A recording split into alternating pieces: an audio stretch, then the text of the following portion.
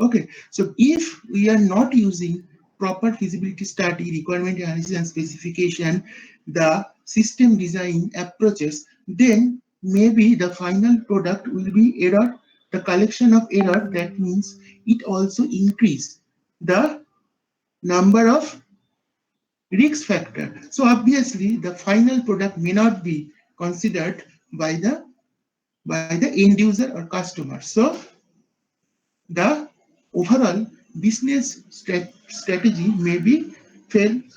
So we need to proper system design before actual implementation of the before starting the actual implementation of the software product. So for this reason, we have to use system design. So we move to the third stage, and that is the system design stage.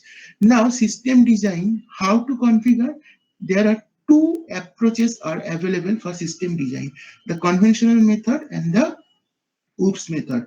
OOPS method, UML concept we are using, and in the normal or conventional method, the structured analysis concept we are using, that is SASD, structured analysis with structured design, or we can say that structured analysis and structured design, SASD model. So after completing structured analysis, then we move to structured design. And in this area, we are using the data flow diagram, ER diagram, decision tree, transition diagram, etc. etc.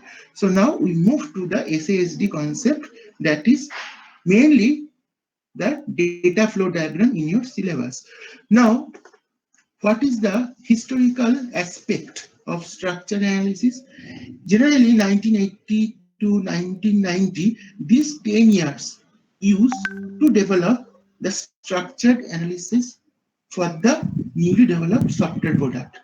Mathematician Orden mainly developed this concept, and the commercially IBM also used some specification to design the DFD of the software system.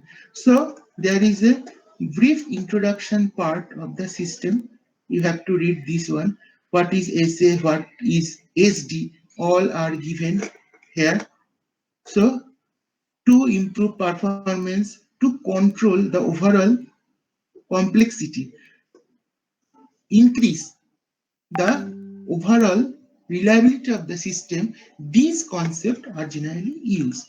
Now that is the brief introduction of SASD concept. We are directly moved to the data flow diagram section. So for for DFD diagram, we need to use the view of the system, outside of the system, how to visualize the overall software product. That will be described by the data flow diagram. Data flow diagram, DFD. So D, that is stand for data, flow, F, and D. Again D appears, that is for diagram. Okay, so the pictorial view or the diagram which represents the data or information, the meaningful information, that is called data, how data are transferred as a process from one section to other section by the arrow, that will be there, that will be described by the data flow diagram. Okay, you have to read the details of this system. And another thing, data flow diagram, that is also related with context diagram. Very frequently use the term context diagram. Level 0 data flow diagram or DFD diagram, that is called the context diagram. And what is context diagram? It is the boundary between the outside world and the inner part of the software product.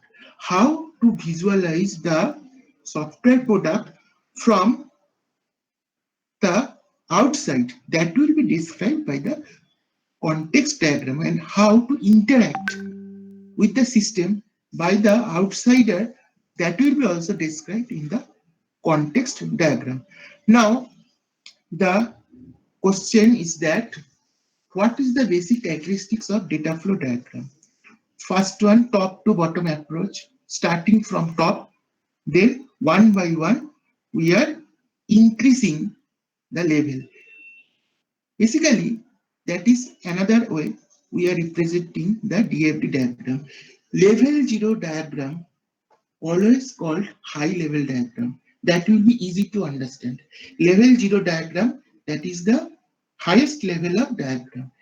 Again, we are able to design or elaborate the fragment of DFD from level 1, level 2, level 3, and so on. Theoretically, finite numbers of steps available. 0 to n number, n minus 1 turn. Level 0, highest level of DFD. Level 1, low level. That means more elaborately describe the inner part of the system. Level 2, more elaborately than or compared to level 1. Level 3, level 4, level 5, level 10, level 100, up to n minus 1 terms. Why n minus 1 terms? Starting from 0. So the term is 0 to n minus 1 terms. But keep in your mind that it is only possible theoretically. Practically, it is not possible to design up to n minus 1 terms if n is very big number. It is not possible to design 100 level of data flow diagram. Generally, we are using level 0 diagram, level 1 diagram, and level 2. Very rarely use level 3, level 4. Okay, because there must be some kind of problem in your level 1 or level 2 if level 3 required. Why? Because insufficient of data you are providing at level 1. So that level 2 is required, or we can say that more elaborately we need to discuss according to the importance of any one activity. Level 3, if it is not possible to describe everything at level 2, then only we are using level 3. Level 4, if it is not possible to describe the important thing at level 3, then only level 4.